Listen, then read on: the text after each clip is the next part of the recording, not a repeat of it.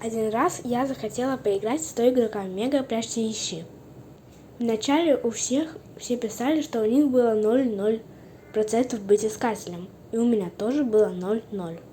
Потом у меня было 2%, и у всех было 2%. И меня выбрали водой. Я обрадовалась. Были заморозки. Все ходили, но у одного мальчика в этой коробке для искателей на нем было написано «Искатель», а на нас нет. Время сокрытия закончилось, но никак не выходили секунды раунд в прогрессе. В результате игра закончилась. Было написано: лучшие выжившие. Выжили все.